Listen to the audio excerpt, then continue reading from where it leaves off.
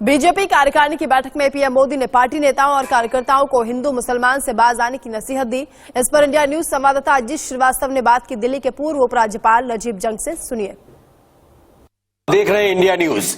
मोदी ने तमाम बातें कही हैं क्योंकि राष्ट्रीय कार्यकारिणी के दूसरे दिन उन्होंने माइनॉरिटी यानी मुसलमानों को लेकर बहुत बड़ी बातें की और कहा कि जो तंज नेता कसते हैं वो तंज कसना बंद करें और सभी से मुलाकात करें, बातचीत करें और दूरियां मिटाने का काम करें। इन तमाम मसौदों के साथ हमारे साथ खास मेहमान जुड़े हुए हैं दिल्ली के पूर्व उपराज्यपाल नजीब जंग साहब। पूर्व ऑफिसर भी रहे हैं ये। इनसे बात करते हैं, जानने की कोशिश करते हैं आखिर क्या कुछ मतलब निकाला जाता है इस बयान का। तो नजीब जंग साहब, आपका बहुत बहुत स्वागत है इंडिया न्यूज में। सर, सबसे पहले सवाल की जो मोदी साहब ने कहा कि अब मुसलमानों को, जो पढ़े लिखे मुसलमान हैं उनको जोड़ने की कवायद कीजिए, पसमानदा मुसलमान है, बोहरा मुसलमान है, उनके बीच जाइए, इसके मायने क्या निकाले जाए?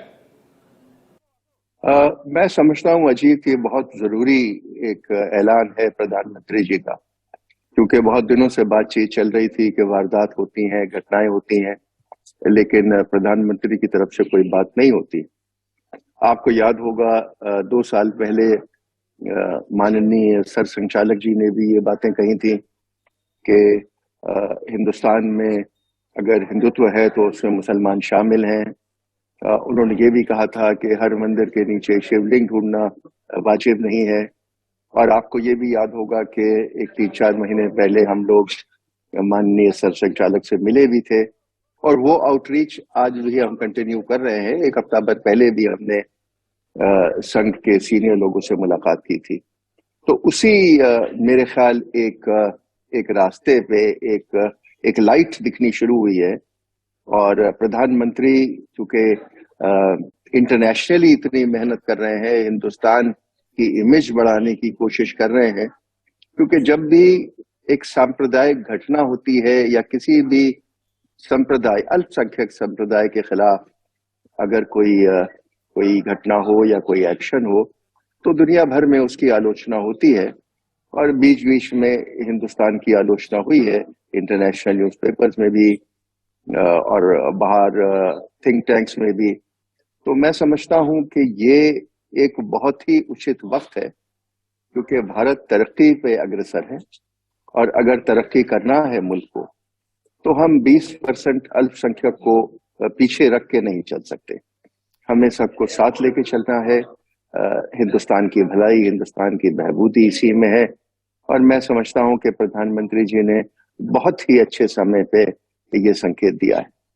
समय अच्छा मानते हैं आप सर कि थोड़ा डिले हुआ? क्योंकि आप लोग तो बहुत मेहनत किया, 5 लोग आप लोग मिलने गए और कहें कि एक खौफ में जी रहे हैं मुसलमान, वो खौफ खत्म होना चाहिए। तो लगता नहीं कुछ डिले हुआ? ये घोषणा पहले कर देते तो बेहतर होता। अब अजीत, ये तो स्वाभाविक है हम कहें कि भाई अगर 2 साल पहले या 5 साल पहले या 8 साल पहले हो जाती तो बहुत ही अच्छा होता, क्योंकि जैसे आपने कहा कि एक खौफ है मुस्लिम कम्युनिटी में और क्रिश्चियन समुदाय में एक खौफ है, इसको आप डिनाई नहीं कर सकते। और इस ऐसे खौफ के बड़े संगीन परिणाम भी हो सकते हैं, क्योंकि जैसे मैंने कहा कि 20% समुदाय वो आप अलग रख के चल नहीं सकते। तो एक तरफ से आप कह सकते हैं कि विलंब हुआ है, लेकिन मैं समझता हूँ बहुत ही उपयुक्त समय है। चुनाव आने वाले हैं, 3-4 स्टेट्स के बड़े बड़े मुख्य स्टेट में चुनाव आ रहे हैं। हम नहीं चाहते कि सांप्रदायिक वक्तव्य उन दौरान दिए जाएं। और फिर नेशनल चुनाव आएगा 2024 में, तो वक्त है कि हम लोग सब साथ मिलके, हाथ पकड़ के, क्योंकि देखिए मुल्क के अंदर एक वातावरण है, हमारी नेबरहुड डिस्टर्ब्ड है, हमारे बराबर में जो हमारे नेबर्स हैं वो बहुत हमसे संवेदनशील नहीं है, कोई दोस्त नहीं है, और बार बार हमें संकेत मिलते हैं कि कोई भी घटना हो सकती है। तो उसको मद्देनजर रखते हुए भारत के अंदर एक अच्छा वातावरण रखना हमारे लिए बहुत जरूरी है। वातावरण अच्छा कब तक हो जाएगा, ये भी सवाल उठ रहे हैं सर। नहीं, ये तो मेरे लिए कहना बहुत मुश्किल है, लेकिन प्रधानमंत्री की आवाज बहुत बड़ी आवाज है और मैंने हमेशा कहा है कि प्रधानमंत्री की आवाज हिंदुस्तान में सुनी जाती है। तो जब प्रधानमंत्री ये संकेत दे रहे हैं तो फिर जो राज्य शासन है वहां भी कार्रवाई होगी। और जो एडमिनिस्ट्रेशन है, देखिए जो एडमिनिस्ट्रेशन होता है जिसमें कलेक्टर और जिला के सुपरिटेंडेंट पुलिस होते हैं, वो संकेत लेते हैं ऊपर से। और अगर उनको संकेत मिल रहा है कि हमें हिंदुस्तान में एक सेकुलर वातावरण रखना है, इसको बढ़ाना है, तो यकीनन आप मानिए कि बहुत जल्दी इसके आसार दिखने चाहिए। तो क्या लग रहा सर, जिस हिसाब से पीएम मोदी ने कहा कि जिस हिसाब से टिप्पणियां करते हैं नेता, वो अब टिप्पणियां करना बंद कर दें, क्योंकि सुर्खियों में केवल बस बने ही रहते हैं। हकीकत में ये केवल बस टीआरपी का गेन होता है। जो टिप्पणियां करते हैं लोग, ऐसा मुसलमान हो या फिर पठान फिल्म को लेकर हो, तो ऐसी टिप्पणियों पर पाबंदी लगा दी है। लेकिन वही यह भी बात कही है कि वोट मिले या न मिले, लेकिन आप मिलिए जरूर। इसके मायने क्या निकाले जाए? क्या ये संकेत ये भी है कि आप लोग बीजेपी के साथ शामिल नहीं हो सकते, वोट नहीं दे सकते, लेकिन बीजेपी वाले मिलेंगे जरूर आपसे? नहीं, देखिए बीजेपी को यकीनन ये चिंता होगी कि मुसलमान उनको वोट नहीं देता है, फिलहाल नहीं देता है। अगर माहौल अच्छा होगा तो एक सब टपका उनकी तरफ जरूर जाएगा। प्रधानमंत्री का ये बहुत बड़ा वक्तव्य है कि आपको वोट मिले या ना मिले, हमें इस वक्त हिंदुस्तान की तरफ देखना है और धीरे धीरे आपको वोट मिलेगा। ये कहना उनके लिए जरूरी नहीं है, लेकिन उनको ये विश्वास है कि अगर हम सबको साथ लेके चलेंगे, उनका सबसे पहला जो स्लोगन है कि सबका साथ, सबका विकास और सबका विश्वास, ये जो आखिरी चीज है कि सबका विश्वास जीतना, ये पहला संकेत उनसे मिला है। और जैसे आपने कहा कि शायद कुछ देरी में आया है, लेकिन मैं इसको बहुत ही वेलकम करता हूँ। तो ये माने जाए कि नजीर जंग साहब की मेहनत रंग ला रही है अब? नहीं, ये तो कहना ठीक नहीं होगा। हम तो देखिए बहुत छोटे फुट सोल्जर्स हैं। हम तो 5-6 लोग थे जिन्होंने कोशिश की है और कोशिश हमारी जारी है। और हमें उम्मीद है, हमने इसमें जो वाजे नहीं किया है सबको कि संघ के अलावा हमने मुस्लिम समुदाय के भी जो वरिष्ठ उलेमा हैं उनसे भी बातें की हैं और उनको भी संघ के सामने लाए हैं, उनसे बातें की हैं। तो उसका हमें अंजाम ये लग रहा है कि दोनों समुदाय इच्छुक थे बातचीत के और जो डिफरेंसेस हैं उनको कम करने के लिए। देखिए डिफरेंस ज्यादा है नहीं, ये सिर्फ हमारे दिल में है।